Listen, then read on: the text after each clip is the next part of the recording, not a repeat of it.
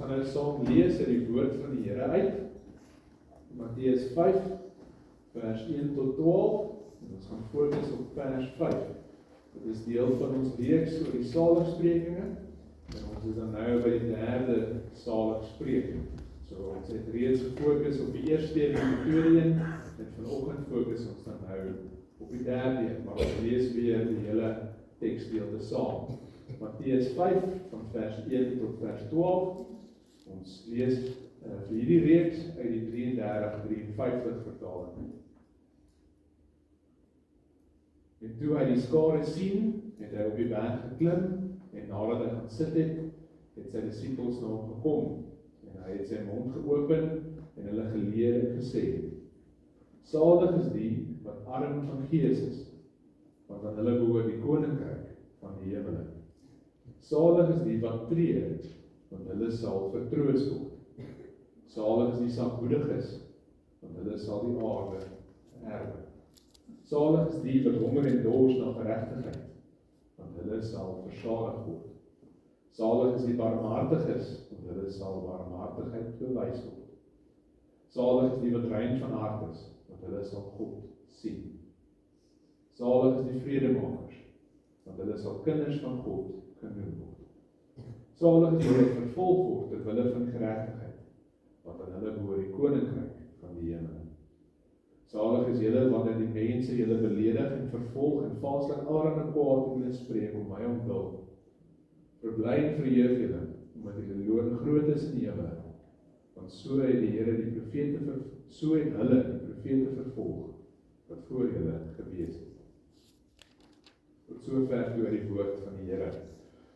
Ons gaan net fokus op vers 5 en ek lees dit graag vir ons weer saam, die derde saligspreek.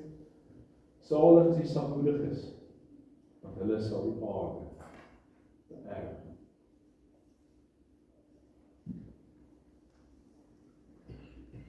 Broers en susters, dink ons sagmoedigheid is 'n goeie ding of 'n slegte ding? Wil ons sagmoedig wees? Wat dink ons beteken dit om sagmoedig te wees? Beteken dit om swak te wees? Beteken dit om sag te wees? Beteken dit om ruggraatloos te wees? Is dit wat Jesus hier van ons verwag, wanneer hy sê, geseënd is die sagmoediges?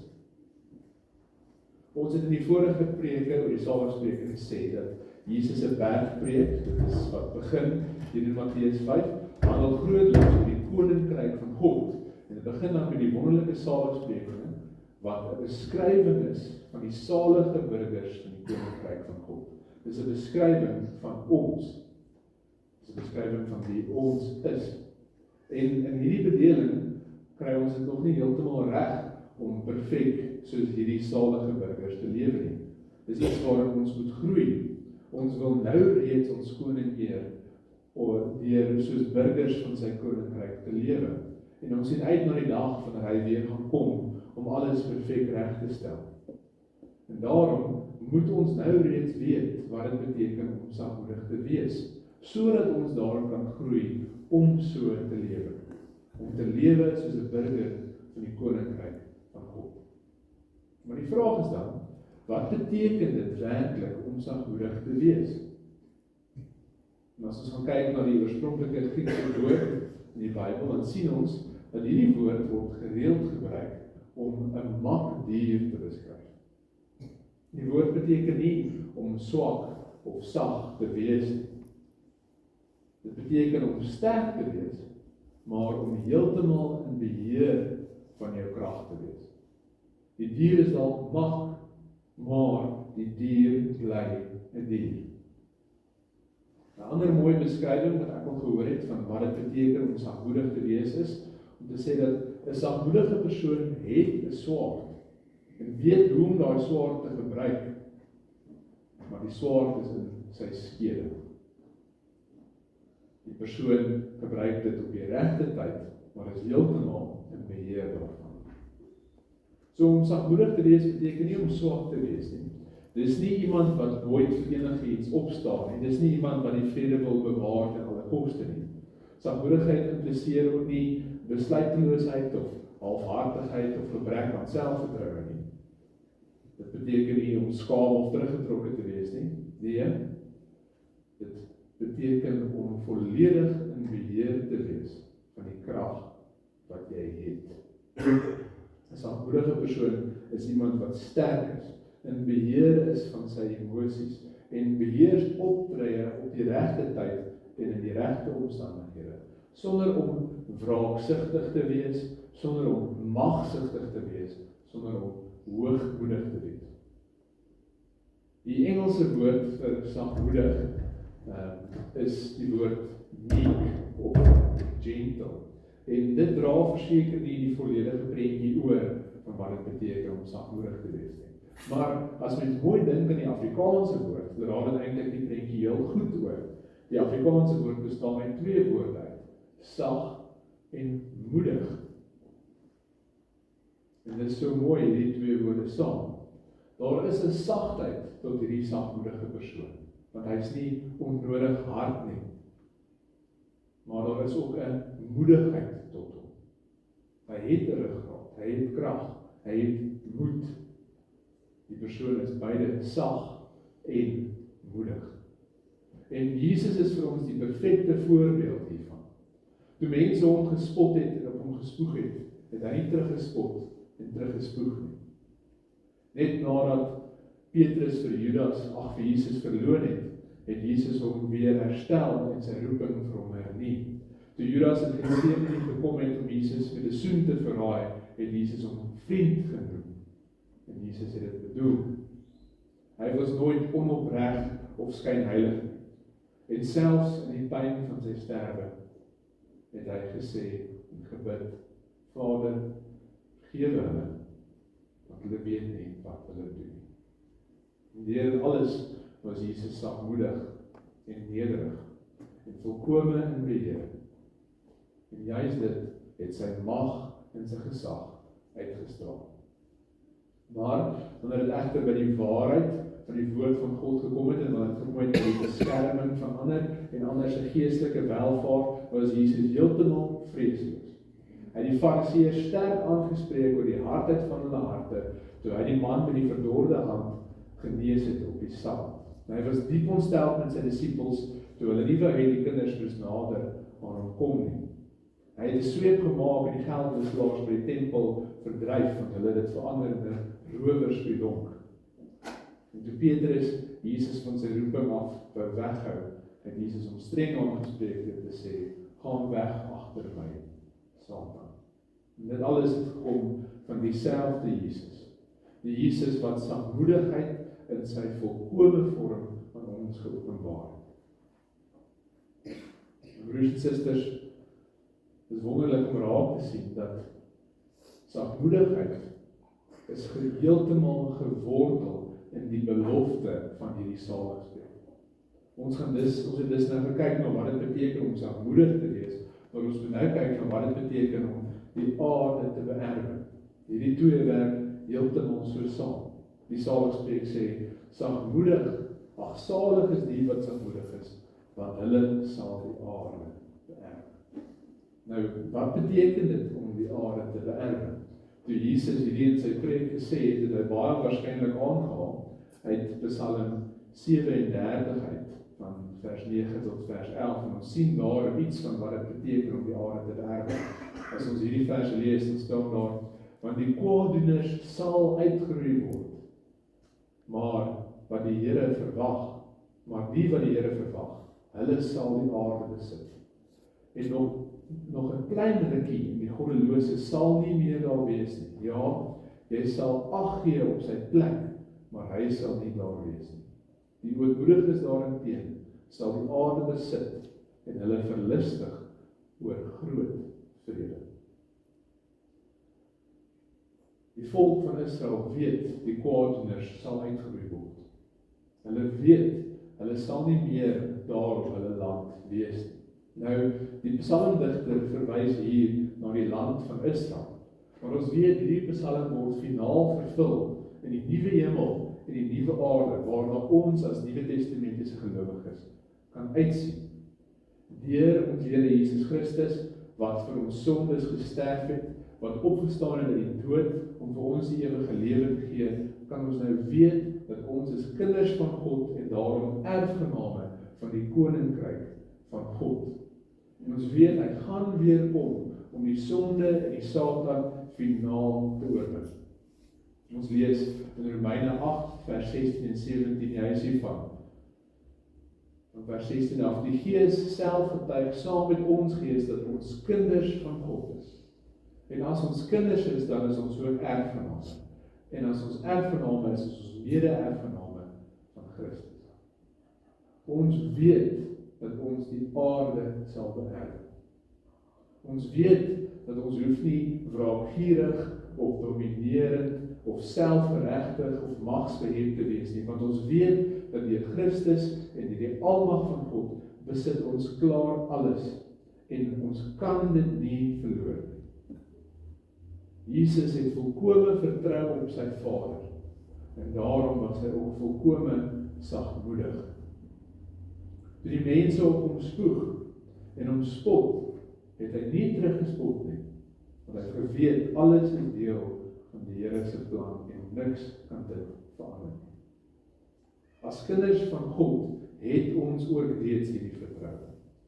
Ons weet daarom dat die lewe kan maar sy houe uitdeel en ons hoef nie onnodig terug te slaan nie.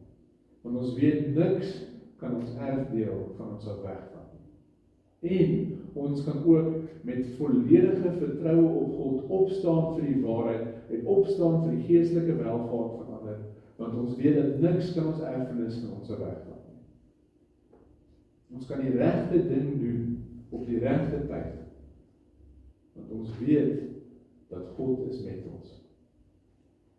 Ons moet daarom nou reeds groei in ons vertroue op God en Jesus se voorbeeld volg, sodat ons sagmoedigheid kan uitleef reeds in hierdie lewe.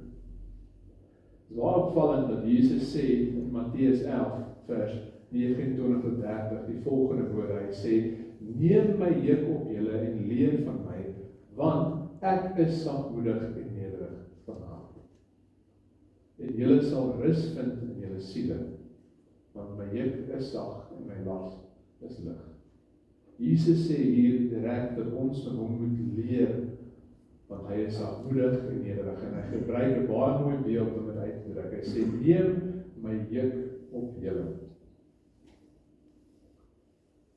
'n Juk is 'n swaar houtbalk wat bo oor die nekke van 2 osse geplaas is, en dan is hierdie houtbalk met leerbande of met houtpenne aan die osse vasgemaak, sodat hierdie 2 osse saam as 'n span kan werk en saam as 'n span die ploeg kan sleep. Nou wanneer hierdie 2 osse dan saamwerk, word daar gereeld 'n ou os saam, 'n ou ervare os saam met 'n jong os ingespan. Die ou os bepaal dan die tempo, die ou os hou die ploeg reguit, hy dra die grootste deel van die las, maar baie belangrik, die jong os leer dan by die ou os hoe om te werk. En dis wat Jesus hier sê. Ons moet onsself aan hom vasbind, aan die juk wat hy trek vasbind en by hom leer. Ons moet ons lewens vir hom gee en werklik gelyktydig sag en moedig wees, kragtig en volledig in beheer van daardie krag. Nie optree met selfvertroue nie, maar eerder optree met Gods vertroue. Juis wanneer dit reg is, vir die regte dinge. En om by hom te kan leer, moet ons in sy woord van hom lees. Ons het nou 'n klomp voorbeelde genoem van wat Jesus doen, waar ons kan sien hoe hy sagmoedig is. Maar ons moet onsself indelf in die woord uit om by hom te leer en by ander wat die Here gebruik om met sagmoedig op te tree. Dat ons ook dit kan wees in hierdie lewe. Ons moet ook natuurlik besef dat sagmoedigheid, soos ons geleer het, kom van volkome vertroue op God. En dis iets wat die Heilige Gees in ons harte moet werk. Sagmoedigheid is 'n vrug van die Gees en daarom moet ons daarvoor bid dat die Here dit werklik die Heilige Gees in ons harte sal vestig. Dat hy ons daarin sal lei om nie wraaksugtig of magsvertonerig of onnodig kwaad te wees nie. Dat ons emosies in beheer sal hê. Iets anders wat besonder mooi is, broers en susters, en ons gaan dit deurlopend sien in hierdie reeks, is hoe die saligsprekinge as geheel saamwerk en hoe hulle op mekaar bou. As ons wil groei in sagmoedigheid, moet ons ook groei in die eerste 2 saligsprekinge en dan bou dit so op mekaar en werk dit saam. En dit gaan deurlopend so wees. Die eerste saligspreek sê, salig is die wat arm is van gees, want aan hulle behoort die koninkryk van God. Dit beteken, salig is die wat weet hoe afhanklik hulle is van die Here. En om werklik volkome jou vertroue op die Here te plaas, lei dan tot sagmoedigheid. Wanneer jy werklik besef jy is van die Here afhanklik, dan kan jy nie selfgeregtig wees nie. Dan kan jy nie magsbehet wees nie. Want jy weet, jy is afhanklik van die Here. Jy weet dat jou eie uit is jy niks nie. Alles wat jy is en het, kom van die Here af. En daarom weet jy vertrou op hom alleen. Die tweede saligspreek sê, salig is die wat treur, want hulle sal vertroos word. En soos ons laas gesê het, hierdie treur is 'n baie spesifieke hartseer oor die sonde en die gevolg van die sonde. Dis 'n hartseer oor jou eie sonde en oor die sonde in die wêreld rondom jou. En wanneer jy 'n diepe besef het van jou eie sonde en hartseer is oor jou eie sonde en die sonde in die wêreld rondom jou, dan tree jy sagmoedig daarin op. Jy besef jy is nie beter as ander nie. Jy besef jy is net so sondig. En jy wil ook alles doen wat jy kan om hierdie sonde wat jou hartseer maak tot 'n stop te sit. Daarom tree jy met hierdie sagte moedigheid op.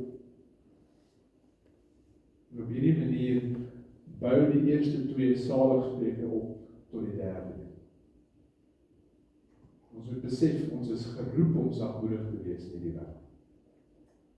Die wêreld moet die sagmoedigheid van Christus gaan sien in ons wat hom volg. Het is baie maklik om dit nou vir mekaar te sê, maar hoe lyk dit prakties? Ons kan onsself afvra, wat doen ons wanneer die wêreld se houe teenoor ons uitdeel? Ons kan onsself, wat doen ons wanneer daar onregverdig en onnodig teen ander mense opgetree word? Streef ons om op 'n mooi manier te doen wat reg is, of word ons dalk gierig? Word ons mag behet? Wat gebeur byvoorbeeld wanneer daaroor iemand geskinder word in ons teenwoordigheid? Skinder ons saam of doen ons wat reg is? Verdedig ons die waarheid en doen ons dit met 'n opregte hart. Broers en susters, baie van ons het dalk verkeerd verstaan wat dit beteken om sagmoedig te wees. En as gevolg daarvan het baie van ons nooit regtig gedink dat ons moet groei in ons sagmoedigheid. Maar nee, broers en susters, dit is wie ons is en daarom moet ons dit uitleef. Ons moet sag wees, maar ons moet ook moedig wees, soos ons koning, ons Here Jesus Christus, van die voorbeeld vir ons gelei, dat ons weet, salig is die wat sagmoedig is, want aan hulle behoort die aarde. Amen. Kom ons bid saam.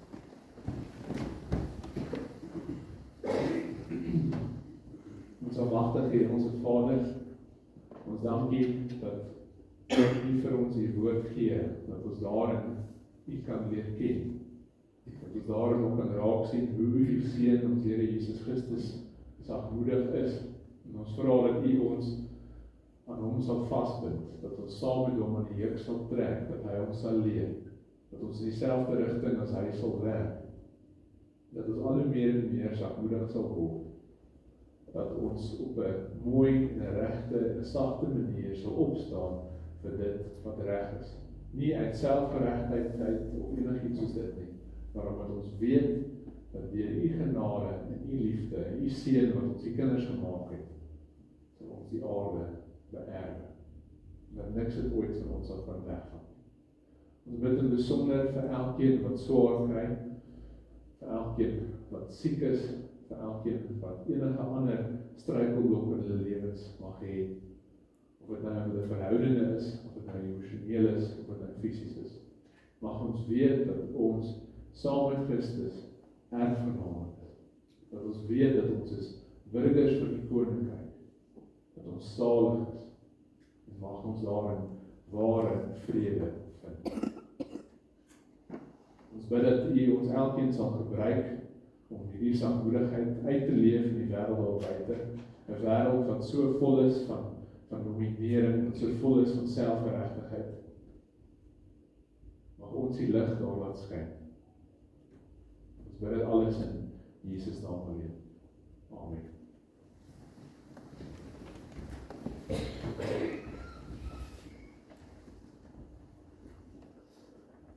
Ons gaan dan nou saam sing, Psalm 147.